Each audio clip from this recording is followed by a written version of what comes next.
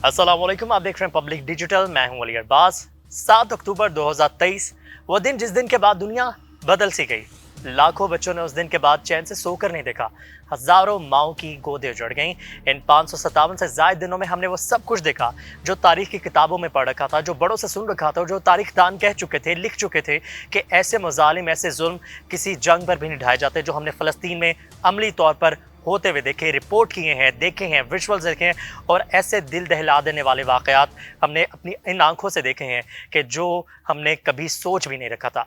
हमने स्कूल के मलबे तले बच्चों की लाशें देखी, हमने अस्पतालों में नौमौलूद बच्चों के लाशों पर माओं को मातम करते देखा। हमने उन बच्चों को जो एक वक्त में अच्छा खाते थे, अपने बाप के साथ घूमने जाते थे, उन बाप के लाशों पर रोते वैन करते देखा। लेकिन इन सारे शोर व गुल में, इस सारे मजालिम में, इस सारी बर्बरियत में एक सवाल जो जुबान ज़द-ए-आम है, जिसकी गूंज आज भी उसी तरह से ताज़ा है, जो हुक्मरानों के कानों में आना तो चाहिए लेकिन आ नहीं पा रहा, जो आज भी 57 ममालिक के मुसलमान लोग जानना चाहते हैं कि आखिर 57 ममालिक मिलकर एक इजराइल को क्यों नहीं रोक पा रहे। क्या वो ऐसी मजबूरियां हैं कि जिस वजह से ये सारे मिलकर भी एक इजराइल के इन मुजालिम के खिलाफ सिर्फ बयानात तक की हद तक ही महदूद है।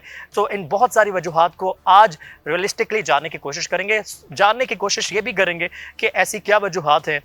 बयानबाजी तो होती है, फोटो सेशन तो होता है, लेकिन ओआईसी जो कि 1969 में सिर्फ बनाया इसीलिए गया था कि मुस्लिम ममालिक के लिए एक प्लेटफॉर्म मुहैया करेगा और जो फ़लस्तीन और बैतुल मक़दस के लिए जो जंग है वो इनके मसाइल को हल करेगा। लेकिन आज इतने साल गुजर जाने के बावजूद भी आज भी वहाँ पर रोते बिलखते बच्चों की आहें हम सुन तो पा रहे हैं लेकिन कुछ कर नहीं पा रहे। इन ग्राउंड रियलिटीज़ को, इन ग्राउंड एक्शंस को क्यों महदूद रखा जा रहा है? Let's talk about this.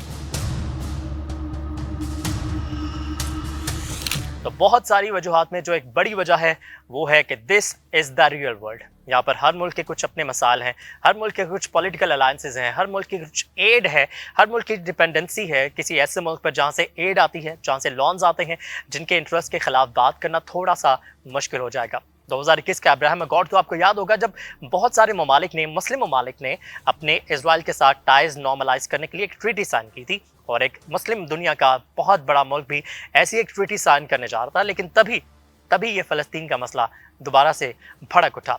कुछ ममालिक ऐसे हैं जो इजराइल के साथ एड से मुंसलिक हैं, इनडायरेक्टली डायरेक्टली। कुछ ऐसे ममालिक हैं जो इजराइल के साथ मिलिट्री जिनका ताउन शुरू होने वाला था इस ट्रीटी के तहत।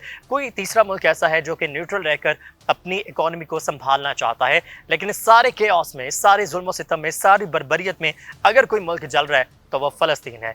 वहाँ के बच्चे जो अपने स्कूलों में जाकर ये उम्मीद और ये ख्वाहिश रखते थे कि दुनिया में एक अपना बड़ा मुकाम बनाएंगे, फ़लस्तीन को आगे लेकर जाएंगे समहाउ, लेकिन आज उन्हीं मलबे के नीचे अपने प्यारों को ढूंढने पर मजबूर हैं। वो माएँ जो कि अपने बच्चों को फलता फूलता कामयाब होता देखना चाहती थी, वो माएँ आज अपने बच्चों को याद करते आंसुओं में ईदें गुजारने पर मजबूर हैं। और मुस्लिम दुनिया जो कि हम सब चाहते हैं कि मिलकर इस जुल्म सितम, इस बर्बरियत के ख़िलाफ़ यकजा होकर कोई ग्राउंड एक्शन करे, ग्राउंड एक्शन नज़र नहीं आता।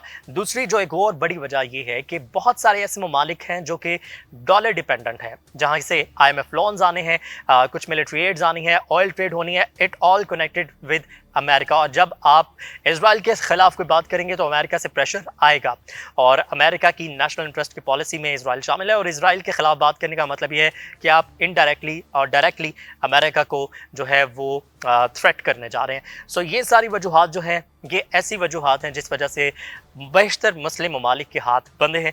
बेशतर मुस्लिम ममालिक जो हैं वो चाहकर भी अपनी आवाज़ को जो है वो एक्शंस में बदलना चाहते हैं, लेकिन वो बदल नहीं पा रहे क्योंकि डिपेंडेंसी जो है वो ऐसी बन चुकी है कि अब वो चाहते हुए भी कुछ कर नहीं पाएंगे।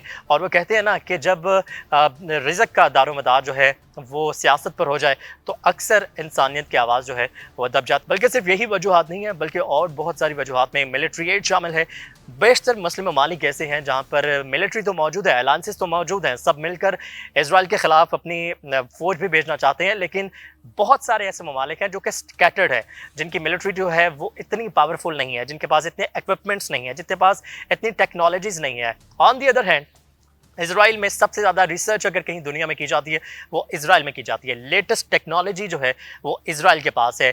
US बैक्ड इजराइल के पास वो सब चीज़ें मौजूद हैं जो कि अमेरिकन नेवी के पास मौजूद है, अमेरिकन मिलिट्री के पास मौजूद है और अमेरिका की फुल सपोर्ट के साथ मिलिटरली जो है इजराइल इतना ताकतवर है कि मुस्लिम ममालिक चाहकर उनका मुकाबला नहीं कर पाएंगे। लेकिन इसके साथ एक और जो बहुत इंपॉर्टेंट बात वो ये है कि मिलिटरली जो है वो भी मुस्लिम दुनिया के बेशतर ममालिक ऐसे हैं जो कि स्कैटर्ड है, जहाँ पर अपनी खाना जंगी जारी हैं, जहाँ पर अपने अंदर की ऐसी केओस जारी है कि वो अपने जितने भी मसाइल हैं उसके कॉप अप करने के बाद ही जो है वो मुस्लिम दुनिया के साथ मिलकर कोई इस तरह का एक्शन ले सकेंगे। और इसके साथ जितने भी ममालिक हैं मुस्लिम दुनिया के, बेशतर ममालिक ऐसे हैं जो कि स्ट्रगल कर रहे हैं, जिनकी अपनी अंदर इन्फ्लेशन इतनी ज़्यादा है, पॉलिटिकल इंस्टेबिलिटी इतनी ज़्यादा है और अपने कुछ ऐसे मसाइल हैं जिससे वो पूरी तरह से कोप अप नहीं कर पा रहे हैं। और यही वजह है कि वो सब मिलकर यूनाइट नहीं हो पा रहे हैं। OIC का इजलास तो ज़रूर हुआ, OIC के बेशतर इजलास ज़रूर हुए, अक़वाम मुत्तहिदा के बेशतर इजलास ज़रूर हुए, लेकिन फ़ोटो सेशंस के साथ साथ मज़ीद जो कार्रवाई करने की ज़रूरत थी वो नहीं की गई। और इस वजह से आज भी इजराइल जो है वो बर्बरियत के जो पहाड़ तोड़ी जा रहा है। और बहुत सारी वजूहात में ये जो एक और बड़ी वजह है वो अपने डोमेस्टिक जो मसाइल हैं तमाम ममालिक के, जिसमें इन्फ्लेशन सबसे ज़्यादा है, पॉलिटिकल इंस्टेबिलिटी इतनी ज़्यादा है।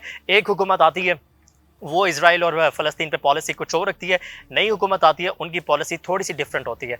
और जितने भी ममालिक हैं उनके अपने अंदर इतने प्रेशर ग्रुप्स हैं कि वो चाहकर भी प्रॉपरली और मिलिटरली प्रॉपरली एक्शन जो है वो कर नहीं पा रहे हैं। सो ये बहुत सारी वजूहात हैं जो कि ग्राउंड रियलिटीज़ आपको बताती हैं कि क्यों कोप अप नहीं कर पा रहे हैं और क्यों जो है वो एक्शन नहीं लिया जा रहा है इजराइल के ख़िलाफ़। और ये जो ज़ुबान ज़द-ए-आम सवाल है ये आज भी ज़िंदा है, ये आज भी वहाँ के बच्चे पूछना चाहते हैं।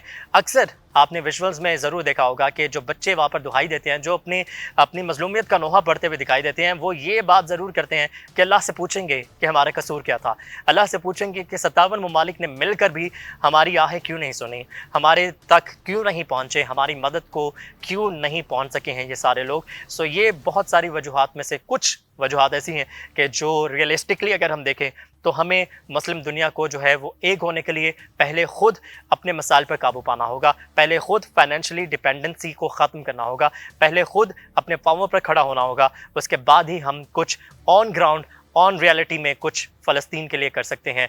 एहतजाज कराची में भी होंगे, एहतजाज दुबई में भी होंगे, एहतजाज मिस्र के दीगर शहरों में भी होंगे, एहतजाज तुर्की के शहरों में भी रिकॉर्ड किए गए। लेकिन बात एहतजाज से आगे है। अभी मुस्लिम दुनिया को पहले अपने पाँव पर खड़ा होकर अपने आप को स्टेबल करके अपने आप में यूनिटी लाकर इन सारे ममालिक को एक नेशनल इंटरेस्ट बनाकर फ़लस्तीन के बारे में सोचेंगे तो फिर ही इजराइल का और दीगर जो उनके हमायती है उनका मुकाबला करेंगे। इजराइल के हक़ में खुलकर सामने आते हैं फ्रांस, इंडिया, अमेरिका और जितने दीगर ममालिक हैं वो खुलकर सामने आते हैं, लेकिन वो उनको सपोर्ट भी करते हैं।